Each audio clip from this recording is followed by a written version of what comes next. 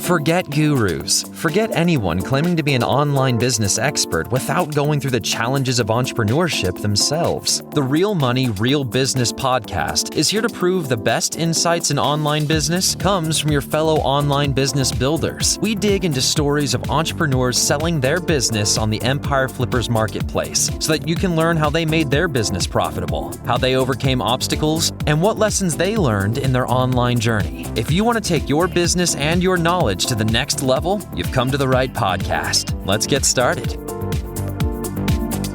Hey everyone, welcome to another episode of the Real Money, Real Business podcast. We record these interviews so potential buyers have more information about the seller and the business to help them make a buying decision further down the road. And just before we dive in, let's go over a very brief summary of today's business. It is a dropshipping and Amazon Associates business created in January 2017 in the home and bed and bath niches. The average monthly revenue for the business is $28,734, and it makes an average of $3,072 per month in net profit.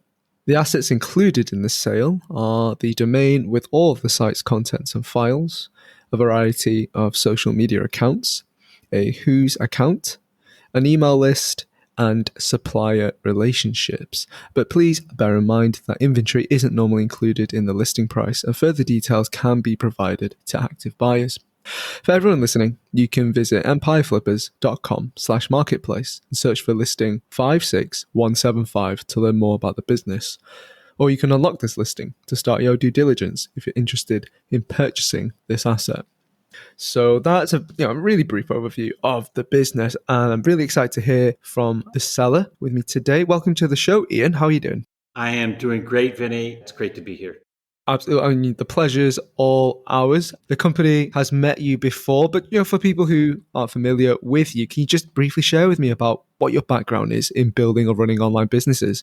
Sure, Vinny. And yes, we have a history. I have a history with Empire Flippers.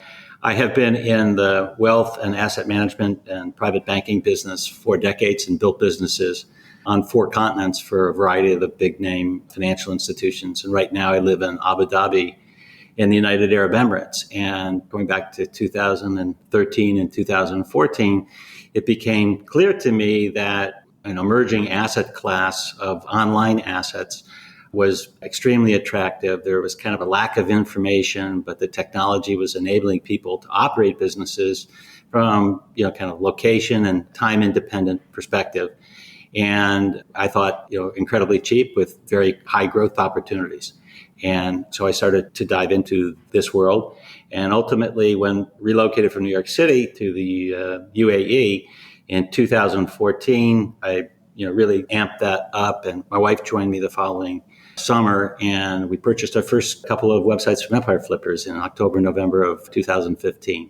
This site in particular, we purchased privately in 2018, summer of 2018, from a young lady who frankly had built what we thought was a really nice looking basic store, but she had gotten a job offer in real estate. She's Canadian and gotten a job offer in real estate, and we bought it right as we were about to go on our vacation to Portugal. Wow, that's great timing. Yeah, thanks for sharing your background there. So you purchased this site, like you said, in around summer 2018. How does it primarily make money then? Because it's sort of monetized in a couple of ways. Sure. Primarily makes money through dropshipping. And then we started to add affiliate sales, really started with that notion kind of last fall of 2020, and really started to monetize in May of 2021 through affiliate. And also on the blog section of the website, we put some ads. Although during the holidays, we've had the ads turned off because we've been converting so high on the blog post for affiliate income.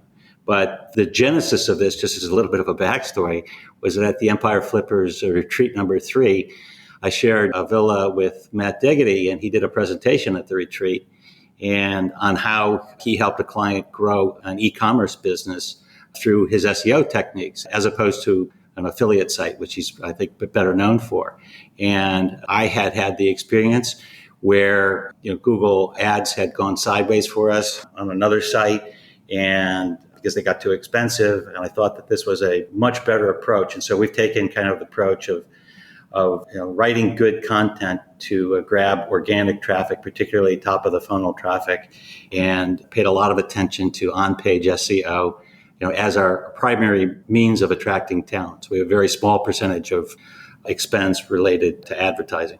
That's great. I think that's fantastic that you're able to sort of pivot based on, using a content-based approach, following in Diggity's footsteps. I don't think there's anyone in the industry who you could have taken a better leaf out of their book, so I think that's a smart move for sure. I just wanted to ask you as well, since you bought the business, you obviously saw some potential in there. I guess, why did you find the potential for this particular dropshipping business in this niche? It's just a great question. I was entirely unaware of this niche. This is a niche, a decor niche, that the young woman that we purchased this from had personal experience with her family when they redecorated their home.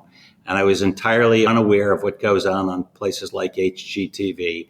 And so it's a very specific type of decor with kind of a very obvious product that people are, is really trending and people are really interested in. And then all of the decor around that. And again, as kind of an emphasis on how this morphed, I was offered to purchase a Facebook group that had over 200,000 members, mostly women, who were posting pictures of decor ideas in this niche. And the way the Facebook group was monetized was through affiliate links to Amazon for decorating items. And so we kind of got the idea from that. I didn't want to be in the business of owning a Facebook group, but we got the idea that there was just an enormous community that away from the core products, there were other products. The other thing that we did, we resisted this for the longest time, and I was really wrong at embracing this sooner, was to expand from this core product into some higher dollar price, higher margin other products. And we get contacted a lot. We have a fairly high domain ranking, 38 or 39 as we stand. We get contacted a lot by suppliers. And, finally the light bulb went on. And this last summer, we've now established a couple of other product lines with some, very high quality niche players and higher dollar price, higher margin items, which I think is, really yet to bear a lot of fruit, but I think it's going to be a tremendous positive going forward. For sure. I think that sounds great. There's obviously, you saw a lot of potential in, like you said, the niche and just sort of this hidden demand that was outside of your awareness at the time. But it sounds like there's a lot of other traction that was going on around as well, like you said, with the Facebook group and everything. So that's fantastic. I guess, all of our listeners will be wondering, since you managed to scale it to where it is now, why are you selling it instead of keeping it or growing it? Well, we own a number of other stores, and I'm retiring in 6 months. So I've been a full-time employee for 4 decades, and it seemed like a good time to maybe sell this store. Operationally, this store is very easy to operate. The logistics are incredibly easy. So I think it would be attractive for someone. We have other stores that have far greater logistical issues. And so we thought this would be an attractive store to monetize. Gotcha. Yeah, that makes sense. Well, congratulations on retiring in 6 months. Hopefully Finally. we can, help you get this site sold soon. I just want to ask you then about the sort of operations side of things then. When you were scaling this business up, did you find anything that just really worked for you? Yes, I would say that, and it wasn't particularly this store because we had other stores before this store, but we live 8 or 9 time zones ahead of the United States. So we had to do everything knowing that the U.S. would be shopping and while we would be sleeping.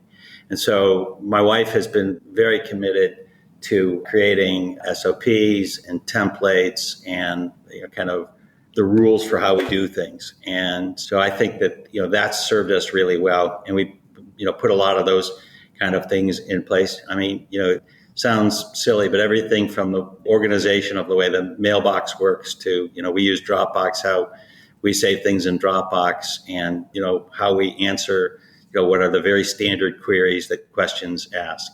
In fact, I think one of the most basic things that we did, which, turned out was brilliant, which is on the store's phone number, the message is that, please leave your name, but also please leave your email address.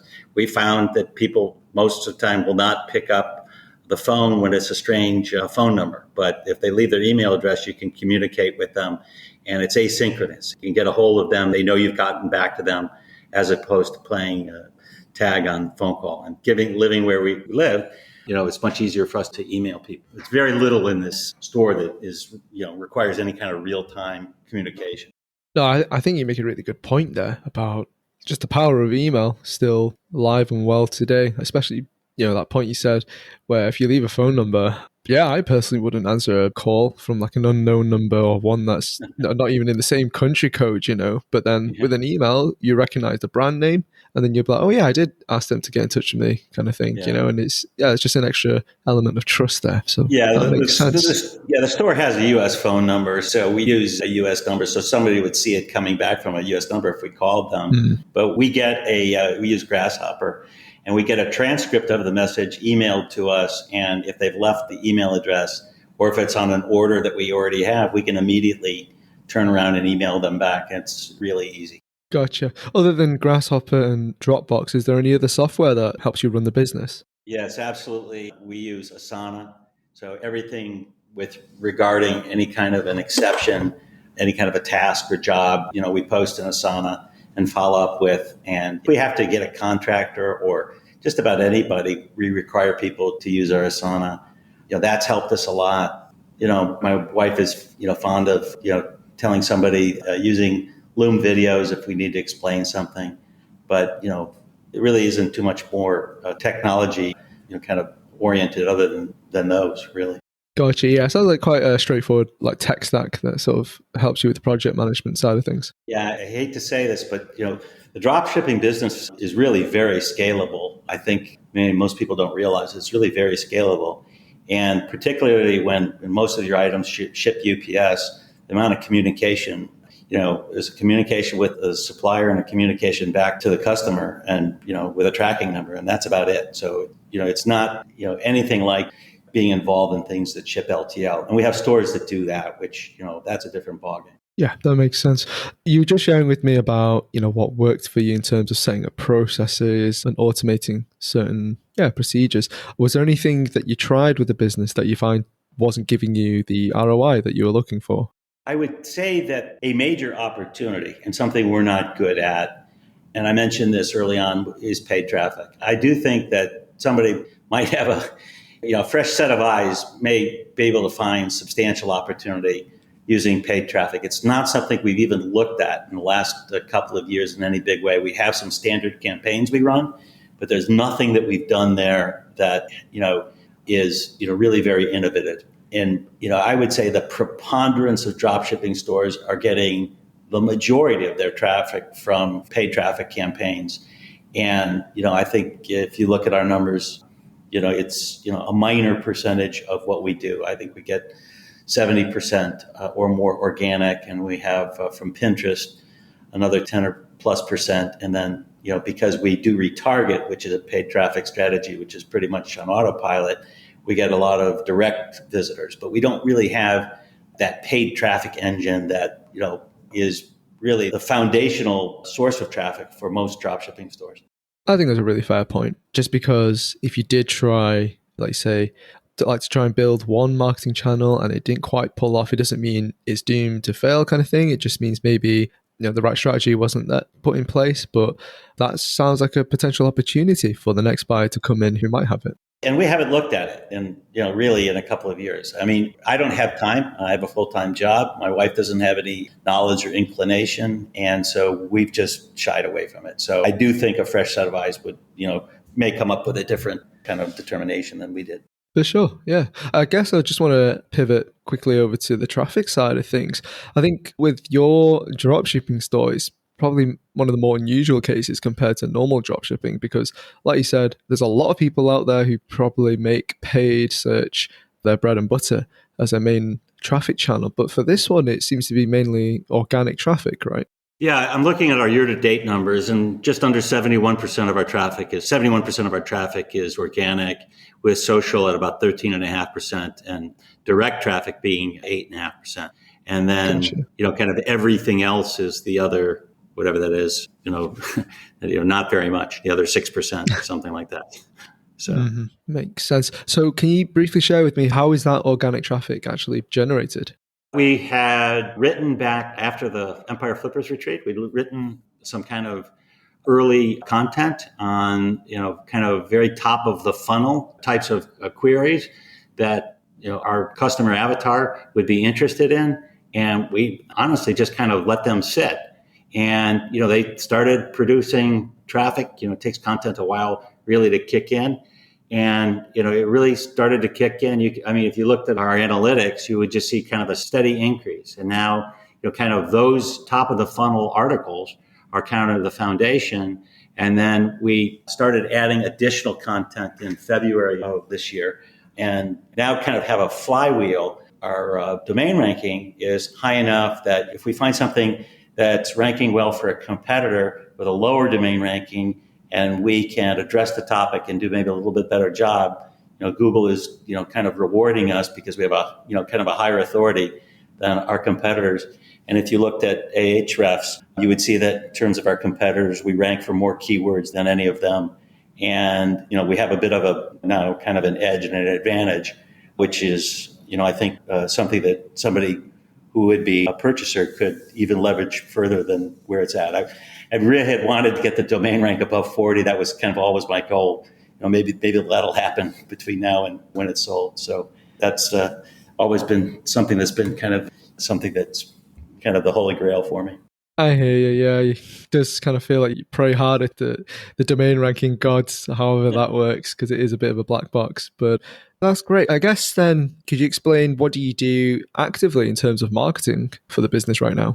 Well, Vinny, the only other thing that I think is worth discussing is, kind of our Pinterest strategy. My wife was very early in getting us involved in Pinterest, and she liked to do this and did it herself. And we probably have scheduled out a year and a half worth of Pinterest pins. But full disclosure, Pinterest has gone through a number of iterations in terms of, kind of how their algorithm works. And their traffic has doubled since the beginning of the pandemic. And everybody's trying to figure out what works. And I can tell you that being a verified merchant on Pinterest, what's working for us is something that requires no work on our behalf, which is essentially we have a direct product feed into Pinterest. And that's where we're getting, kind of 100 plus visitors a day from Pinterest. And I think the bulk of that traffic is directly attributable to, kind of the product feed, and it's going right to the product pages, which is just fine with us, okay? But there isn't anything, kind of alchemy going on there.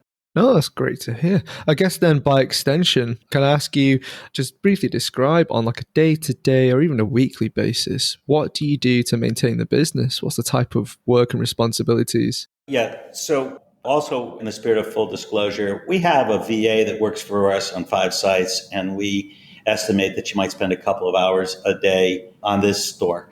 And, and that's basically the, back and forth with the emails with customers and with suppliers. But, in terms of what we do, I do kind of what I like to do, which is, kind of the strategy. So I look at the spreadsheets that are prepared either by the VA or we have a bookkeeper for all of our stores. And I look at those things, and I look at Google Analytics and keep track of that. And my wife will, obviously stay on top of our finances, and, she runs the checkbook and stuff like that. And, every so often there might be an executive decision that has to be made on something.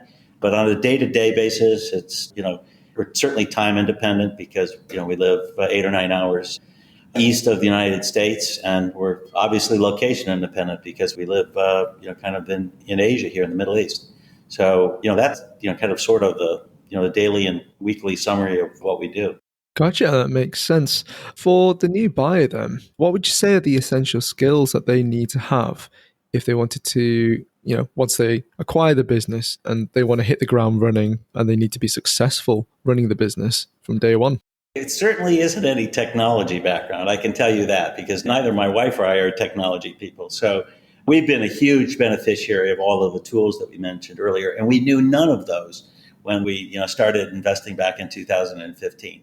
They were all things that essentially other people introduced to us because we started working with them on a project or something. And so it isn't technology. I think kind of the essential skills are, kind of to be organized. It would be great if someone has the ability to pick up the phone every so often and speak to a supplier. They're really your lifeblood. We don't really have lots of back and forth that we need to have with suppliers. But if that happened, that would certainly be important. That'd be a great way to grow the business, to get on the phone with new potential suppliers.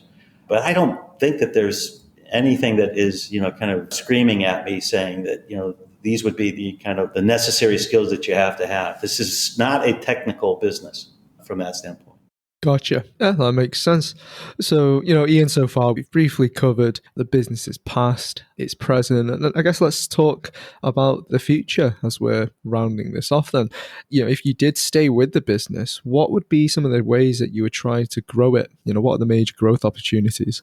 That's a great question. First of all, we've suffered during this year with supply chain issues. So I think any buyer can frankly look forward to seeing 15 or 20% or more increase, I would think, in revenue just by having kind of a year of uninterrupted supply chain. And that's a big deal. And since I purchased a number of businesses, I don't look at, I know we've listed on trailing earnings, but I think most people are kind of interested on forward-looking earnings.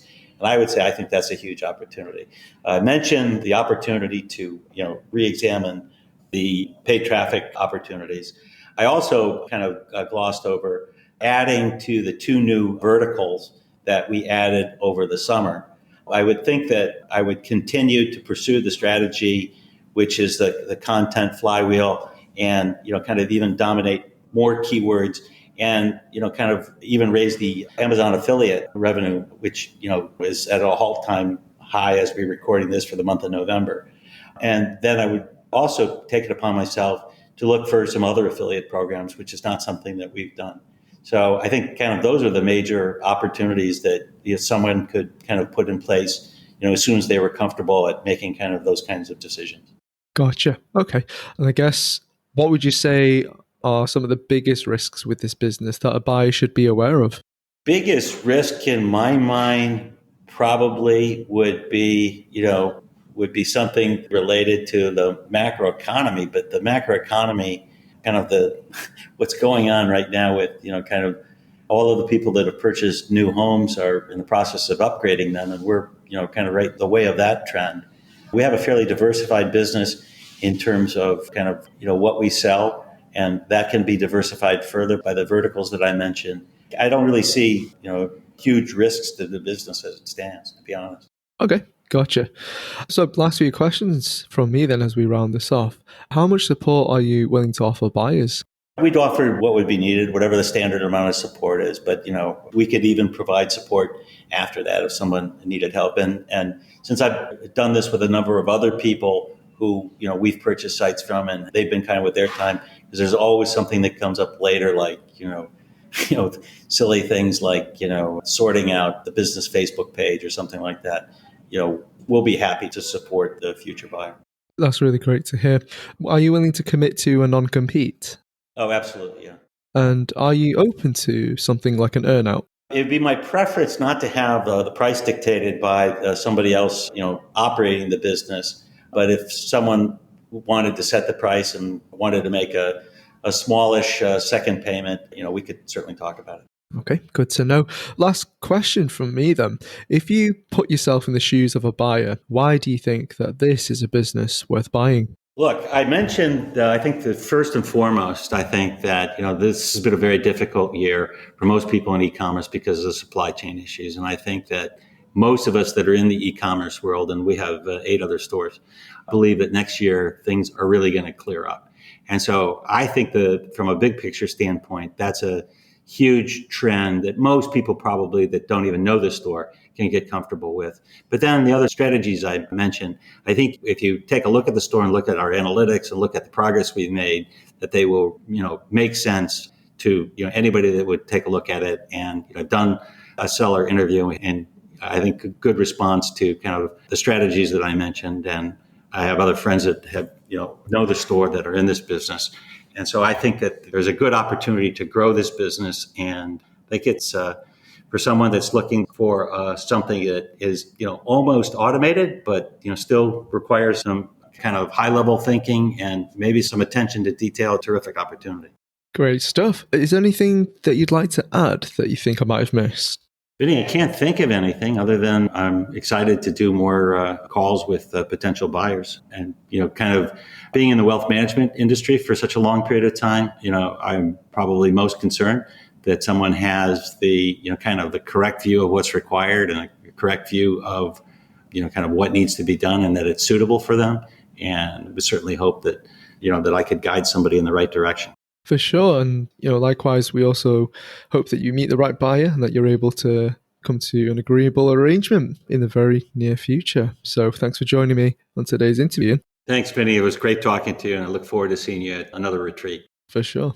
All right, everyone. Thanks for listening. To learn more and see if this listing has already been sold, head over to empireflippers.com/marketplace and search for listing number 56175. If you're watching this on YouTube, click the link in the description to go straight to the listing. And once you've unlocked this listing, you'll be given everything you need to know about this business. So until next time, enjoy your digital journey.